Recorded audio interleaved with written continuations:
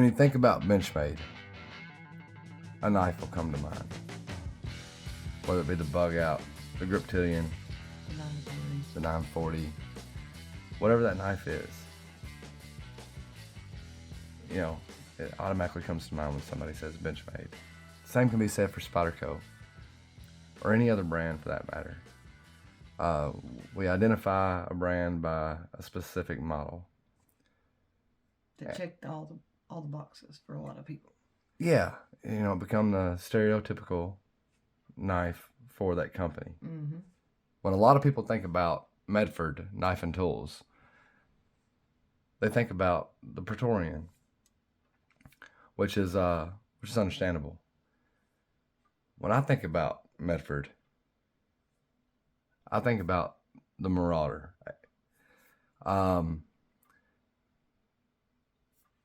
We've had a few knives come in from Satu Dave, and we've been sitting on these knives for a second, and I didn't want to rush the videos because there's a lot to absorb with these knives.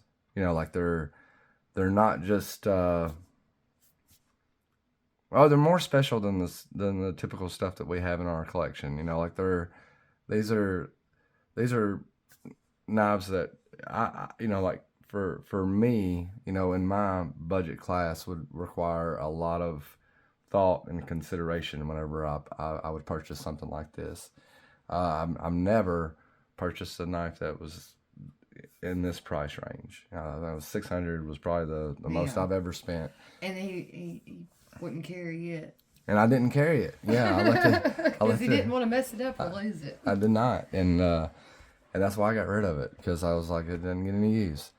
But this Marauder H that's sitting in front of you today is, I can't handle these knives like Satu Dave can. You know, like I've seen him, every one of these knives that's come in. If you watch his collection videos, this one is, this will be one of the first knives that you see in his collection videos, because he covers his Medfords first. He's got 3 collection videos that he did over the course of the Christmas, and he covered Medfords first. Did you see the reverse flick? You guys know how awful I am at reverse flicks. And I think I was able to reverse flick that one. I think. Well, maybe don't. Not. You know, I'm not trying to do anything crazy today. I can't front flip it very well. I can if I give it a little bit of a rest. But this knife is a Cadillac, you know, and it scares me. It makes me nervous because, you know, like, it's not mine. So, like, I failed that one, but it's breathtaking, you know, in a way. It's art. I respect Greg Medford for a lot of different reasons. I know he's a controversial individual in the community, but for knife making, I love the aesthetics, the way they feel in hand. You know, they're all around just, you know, incredibly made knives. Like you don't have to check them for blade wobble. You'll get none of that. There won't be none of that. You don't have to check them for hot spots and lock up. There might be some hot spots, and what I mean by hot spots is you're not changing it unless you're a machinist, because it's not burrs left on things. His hot spots will be these hand, you know, like these knives won't feel the same way in everybody's hands. Yeah. I do it better off camera because I've got a little bit more leadway. But anyway, man,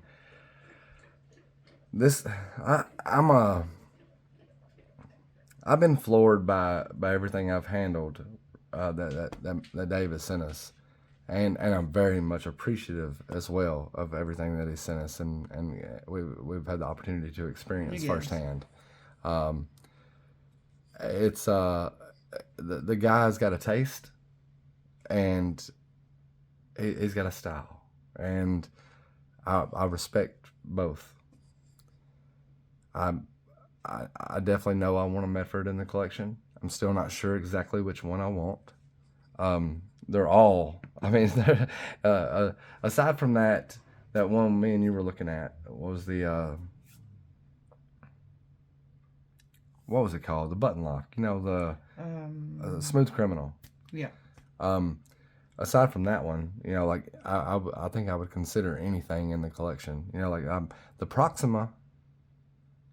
You know, it spoke to me. And Chuck Nunface has got a lot of good videos on Medfords, and he's got a couple of nice specimens to take into consideration when it comes to the Proxima. But to me, this is one of those knives. It's like a grail knife, you know, in a way. You know, it's like, you know, when you finally get it. And if it was mine, I probably wouldn't use it. I wouldn't want to scratch it up. I wouldn't want to mess it up. And these knives are built to be used. Right. Like, so you really wouldn't even have to worry about that. Little tidbit on the pivot here.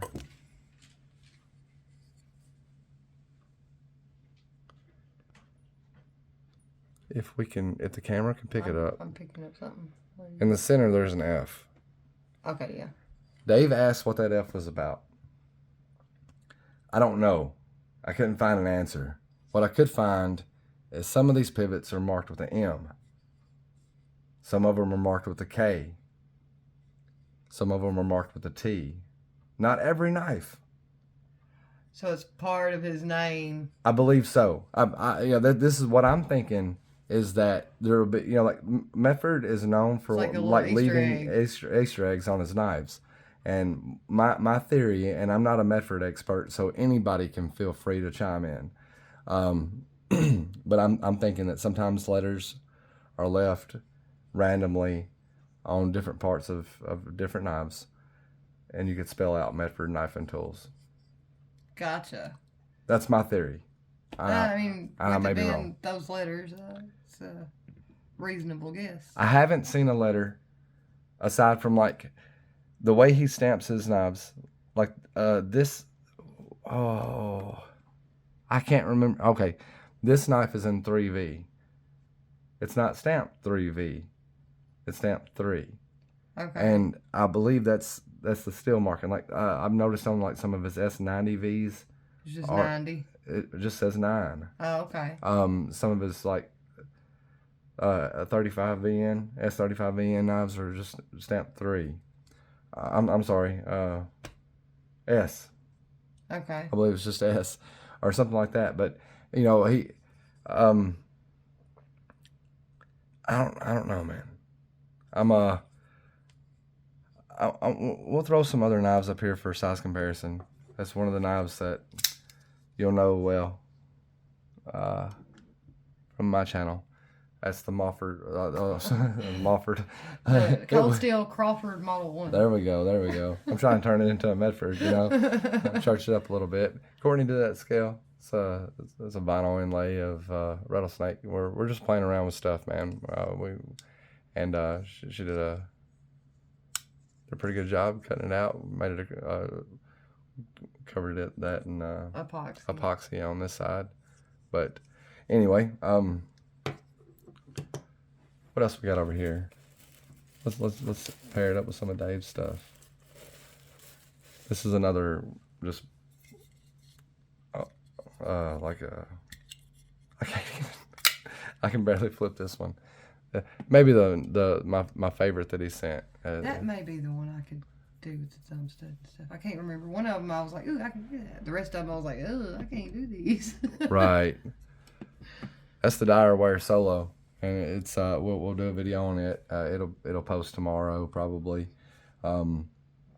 but that's a heavily modified Dyer Wear Solo. Dave's an excellent machinist, and he does, you know, he makes, you know, he's making this knife his own, which is. And we'll go into what he's done in that video. Sure will. But wait, what kind of numbers you got? All right, so on this one it is 9.25 inches overall. It's got 4 1/4 inch blade length, 3.625 inch cutting edge. Blade thickness is 0.19. Chunky boy. Mm-hmm. It is a drop point. It's got titanium handle material. The handle thickness is 0.69 inches. Handle length is 5 inches. Coming in at 9.4 ounces. Doesn't feel that heavy. I don't debate it. Right. It doesn't. I think that's about, yeah, it's in 3B. So. Beautiful knife, man. They make all kinds of stuff. Like I was talking to a fella in Memphis the other day. I can't remember what that name of that shop is. I just heard of it. Like I watched Medford's video where they were sending some knives to Memphis, and regardless, we may try to tag that below. Yeah. But they dropped a TFF, as a Terminator. I believe it was. I think so. It was, yeah, and it had like beautiful birds of prey. Yeah. Type of or birds of paradise. Sorry. Inlays and stuff. Well, it was anode. Oh yeah. Onto the scales, and it was Medford makes some really nice anode stuff. If that's your jam, but like I really like the way this one is, the way it is, it's just murdered out. You know, and the action is great. Don't judge the knife over my abilities to be able to manipulate it. These big old jokers. Right, because like when he sends me knives, like I'm not incredibly excited about taking them away from the house. Right. And I've been gone all week. I did have them for the first couple of days, but those first couple of days were extremely busy. I didn't get any knife time, and I'm definitely not carrying his knives in my pocket to work with when I do have them. So it's more just like getting my hands on them, getting familiar with them. Proud to be able to showcase this knife on the channel. Yes. So if any of you guys have any comments, concerns, corrections, any of that stuff, man, feel free to leave them below. Do you have any thoughts? Like all these that we're gonna be doing from him that he sent this time, like of course they're harder for me to operate. They're big. They're bruisers. Because they're really thick in hand and takes up most of my hand just trying to hold them. But they all so far seem very well made. They're lifetime knives. Yeah. If you had to have a one and done, like if God forbid, but if the house caught on fire and I mean, a knife might not be what you're thinking about, right. But like if you had enough time to slip your jeans back on, you might want to hope one of these is already in there. That's probably a bad analogy. Well, I mean, but they're made to last as long as you are. So. Yeah, if not longer. And they're heirlooms. Yeah. Like these can be passed down from one generation to the next, man. And like it would be really exciting to see like, how these early Medford designs start to populate in 40 years from now. Right. Or whatever. Like it'd be one of those things, but like I should have picked one of those things up for $800 when I had the opportunity to, because those early Medfords are going for some crazy money now. But very much enjoy it. Thank you, Mr. Dave, for sending these along, and we will get those back to you in one piece very shortly. You guys have a great rest of your evening. We will catch you on the flip side. Yep.